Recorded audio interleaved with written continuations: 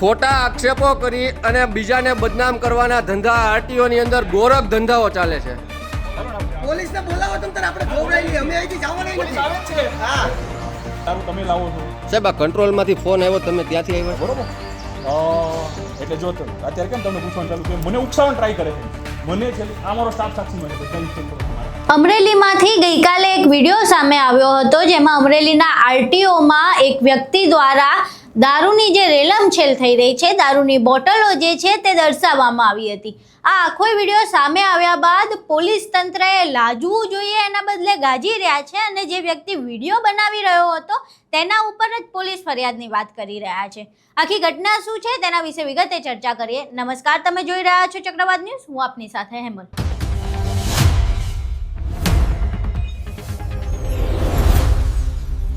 અમરેલીમાંથી ગઈકાલે એક વિડીયો સામે આવ્યો હતો, જેમાં અમરેલી આરટીઓ કચેરી છે તેમાં જે બંધ પડેલા વાહનો છે અને સાઈડમાં જે જગ્યાઓ છે ત્યાં દારૂની બોટલો અને દારૂની પોટલીઓ પડેલી જોવા મળી હતી. આ વ્યક્તિએ તેનો વિડીયો બનાવ્યો અને તમામ વસ્તુઓ બતાવી કે અહીંયા દારૂની પોટલીઓ છે, અહીં ગાડીમાં દારૂની બોટલો પડી છે. ક્યાંક ને ક્યાંક એવું લાગી રહ્યું છે કે જાણે અહીંયા દારૂની મહેફિલો જામતી હોય અને આ તમામ બાબતે પોલીસ તંત્રને ખબર પણ હોય તેવા પણ દ્રશ્યો સામે આવ્યા હતા. કારણ કે પોલીસ જે હતા તે વ્યક્તિને અંદર બોલાવી રહ્યા હતા, તે વ્યક્તિ અંદર ના ગયો તો પોલીસ મોઢું ઊંધું કરીને નીકળી ગયા. પરંતુ આખી ઘટના બાદ જ્યારે સરકારી કચેરીમાં દારૂની બોટલો મળી આવે છે ત્યારે પોલીસ તંત્રએ તેનો જવાબ આપવો જોઈએ કે આ બોટલો કેવી રીતે આવી. સરકારી કચેરીઓમાં તો સીસીટીવી કેમેરા પણ હોય તો એના વિશે પણ ખ્યાલ આવી જાય. સીસીટીવી કેમેરા પણ ચેક કરાવી લેવા જોઈએ. હકીકતમાં જે દારૂબંધીવાળું રાજ્ય છે ત્યાં દારૂની બોટલો અને દારૂની પોટલીઓ આવે છે ક્યાંથી? પરંતુ આ તો રહ્યા આપણા સરકારી અધિકારીઓ અને પોલીસ ખાતું. જરાય એમને શરમ નથી કે અમારી કચેરીમાં આવી રીતે દારૂની બોટલો છે, પરંતુ એ તો લાજવાની બદલે ગાજી રહ્યા છે.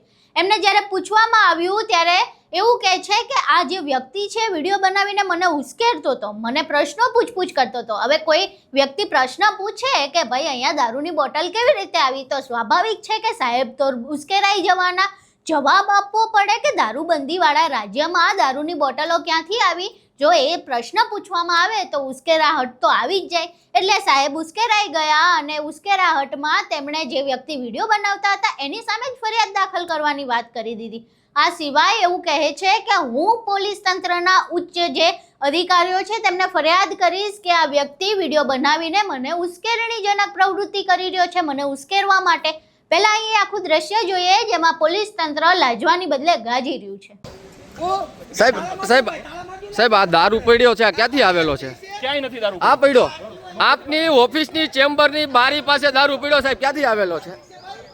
આપની ઓફિસની ચેમ્બરની બહાર દારૂ પડેલો ક્યાંથી આવેલો છે? ભાઈ થોડા દિવસે 2:30 વાગ્યા ભાઈ તાળા મળવે છે. તાળા સાહેબ ક્યાં કારણોસર મળવો છો? તાળા ક્યાં? અરે પણ આ કેમેરા બેમેરા બધું હું આ તમે નાના છોકરા જેવા ચાલુ કર્યા છે. જે ખેલ તમે ચાલુ કર્યા લે મેં નથી ચાલુ. દુનિયા આખી જોવે છે. કઈ વાંધો નહીં. દુનિયા આખી જોવે છે. પોલીસને બોલાવો તમે આપણે જોવડાવી અમે અહીંથી જવાના નથી. આવે છે હા.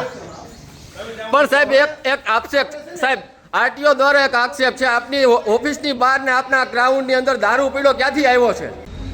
મારો છેલ્લા અડધી કલાકથી વિડીયો ઉતારે છે. જેમ ફાવે મને ઉકસાવવાનું ટ્રાય કરે છે. હું ગીર ન્યૂઝમાંથી આવું છું, એની કચેરીમાં દારૂની બોટલો પડી છે સાહેબ. કચેરીમાં આમ છે, કચેરીમાં તેમ છે, અને પછી કે દારૂ તમે લાવો છો. સાહેબ આ કંટ્રોલમાંથી ફોન આવ્યો, તમે ત્યાંથી આવ્યા બરોબર. એટલે જો તો અત્યારે કેમ તમને પૂછવાનું ચાલુ કે મને ઉકસાવવાનું ટ્રાય કરે છે. મને છેલ્લી આ મારો સ્ટાફ સાક્ષીમાં છે, બધા ઇન્સ્પેક્ટરો છે મારા. રાઠોડ સાહેબને બોલાવી લો, રાઠોડ સાહેબને બોલાવી લો તાત્કાલિક. બરોબર, મને ઉકસાવવાનો ટ્રાય કરે છેલ્લી એવું નહીં સાહેબ. હા બોલો. તમારે ફરિયાદ કરવી હોય તો અત્યારે અમારી હારે આવો. એ તો હારે આવશું પણ આ તમને જે ફોન તમને જે છે ફોન આવ્યો છે બાનમાં લીધી છે બરોબર, અને આવું કહે છે બરોબર દારૂ વેચાય છે અહીંયા બરોબર, દારૂ પીડ્યો છે. એમ નહીં, આપ 112 માંથી આવ્યા છો સાહેબ? તમારે સાહેબ અમે નહીં એટલે મીડિયા છે સાહેબ, ભલે જે હોય. પણ એક વાત સાહેબ, મીડિયાના માધ્યમથી આપને પૂછવા આપું છું. આ ભાઈ મીડિયા વાળો નથી. તમારું નામ? એને બોલાવી લો. રવિભાઈ. મારી પાસે ઓથોરિટી નથી, મારા ગેજેટેડ ઓફિસર. તો આપના ગેજેટેડ ઓફિસર પીએસઆઈ બોલાવી લ્યો. આ કચેરીની અંદર હાલમાં દારૂની બોટલો અનેક પડી છે, એનો જવાબ માંગવા હું આવ્યો છું. આ પોલીસ સાથે છે, આપણે સાથે વ્યા જાય, પોલીસ સાથે છે. તમને સાહેબ કોઈ દબાવવાની વાત નથી કરતું. તમારી જે કચેરીની અંદર દારૂની બોટલો અનેક પડી છે, દબાવવાની જ વાત કરી મેં. બધાય વિડીયોના મારફત શૂટિંગ છે મારી પાસે. પોલીસ નહીં, તમે સાહેબ ઉપરી અધિકારીને ફોન કરો ને. હા, જે અનેક દારૂની બોટલો આપની ઓફિસમાં પડી છે તે પોલીસને જણાવતા કેમ નથી?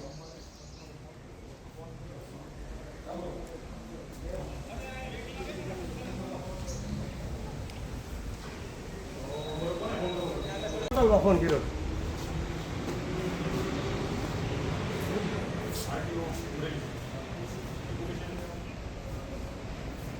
આ ચાલે છે છેલ્લા 1 કલાક જેવો વિડીયો છે. મને ઉકસાવણ થાય કે આ દારૂ પીવે છે, આ તમારી પોલીસ સાથે દારૂમાં સાઠગાંઠ છે, આવું કહે અને મને ઉકસાવી અને વિડીયો બનાવી દે. એ બધું લાઈવ આપણી પાસે છે. મીડિયા સાહેબ બરોબર. એક સાહેબ એટલે હવે આપણે પોલીસ તપાસ કરવાની થાય.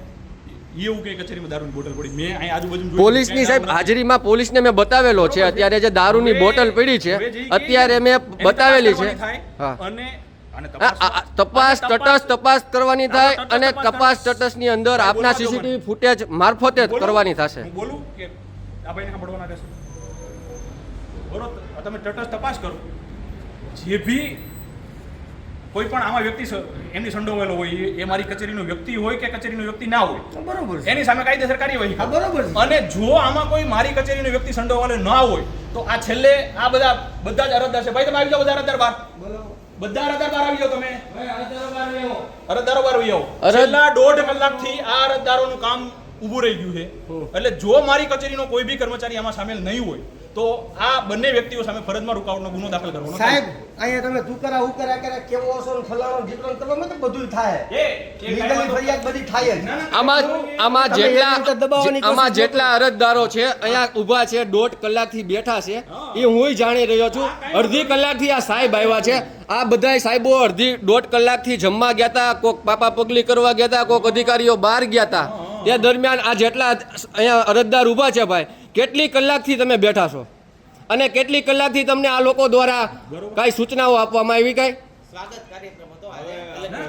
નહીં. અત્યારે બધાય ઓફિસરો હતા જ અંદર, બધાય ઓફિસરો અંદર જ હાજર જ હતા. છતાંય અરજદારોને હેરાન કરવામાં આવે છે. અરજદારોને હેરાન કરી અને જે આરટીઓના એજન્ટ છે એના કામ તરત કરવામાં આવે છે. આરટીઓના એજન્ટોના જેટલા બિલ લીધા છે એ મારી પાસે વિડીયો પ્રૂફ સાથે છે. તમે ભાઈ આ જેટલા બધા ઊભા છો, કેટલી વારથી ઊભા છો? આમાં અમુક જે મેન એના હોદ્દેદારો છે, જે આરટીઓ એજન્ટ છે, સીધા આવીને ચેમ્બરમાં ઘરી જાય. તમે નથી જોતા? તમારા કામ કેટલી વારથી અટકાવેલા છે? ખોટા આક્ષેપો કરી અને બીજાને બદનામ કરવાના ધંધા આરટીઓની અંદર ગોરખ ધંધાઓ ચાલે છે.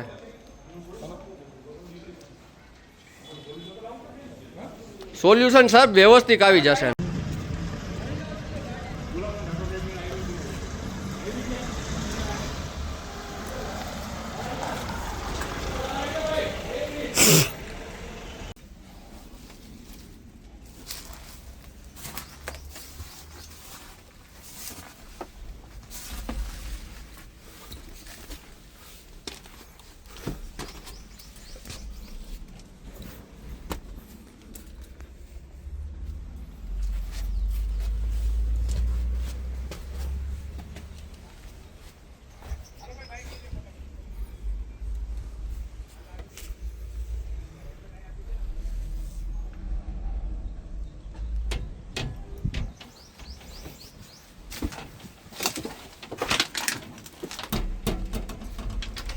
અહીં તમે આખો વિડીયો જોયો. હવે અહીં પ્રશ્ન થઈ રહ્યો છે કે પોલીસ તંત્રનું કામ શું છે? પોલીસ તંત્રનું કામ છે જે દારૂબંધીવાળું રાજ્ય છે ત્યાં દારૂ પ્રવેશવો ન જોઈએ, અને જો પ્રવેશે છે તો પછી એ કોના દ્વારા પ્રવેશવામાં આવે છે તેની અટકાયત કરવી જોઈએ, તેને પકડવો જોઈએ અને તેની સામે કડક કાર્યવાહી કરવી જોઈએ. પરંતુ અહીંયા સરકારી કચેરીઓમાં દારૂની બોટલો મળી આવે છે. ચલો, મળી આવી અને અધિકારીને નથી ખબર તો તેમને બાબતે તપાસ કરવી જોઈએ કે ભાઈ અમારી કચેરીમાં દારૂની બોટલ આવી કેવી રીતે. પરંતુ આ પોલીસ અધિકારીએ ત્યાં પણ તપાસ નથી કરવી અને જે આ આખી ઘટનાને ઉજાગર કરે છે તેની સામે ફરિયાદ દાખલ કરવી છે કે આ મને ઉશ્કેરી રહ્યો છે એવું પૂછીને કે અહીં દારૂની બોટલ આવી કેવી રીતે. હવે તમે જ કહો કે આમાં ઉશ્કેરણીજનક વાક્ય શું હતું અને દારૂની બોટલ આવી કઈ રીતે, અથવા પોલીસ તંત્રને એવું કહેવું કે તુકારો ન કરો, આમાં શું ઉશ્કેરણીજનક વાક્ય હતું. જો કે આખી ઘટના સામે આવ્યા બાદ પોલીસ તંત્ર તો હજુ એવું જ છે કે લાજવાની બદલે ગાજી રહ્યું છે ને જે વિડીયો બનાવે છે તેની સામે ફરિયાદ દાખલ કરવાની વાત પણ કરી રહ્યું છે. પણ આખી ઘટના સામે આવ્યા બાદ તમારું શું માનવું છે? પોલીસ તંત્ર કેટલું સાચું છે? જે વિડીયો બનાવે છે તે વ્યક્તિ સાચું છે કે પછી આખું તંત્ર જ ડામાડોળ છે?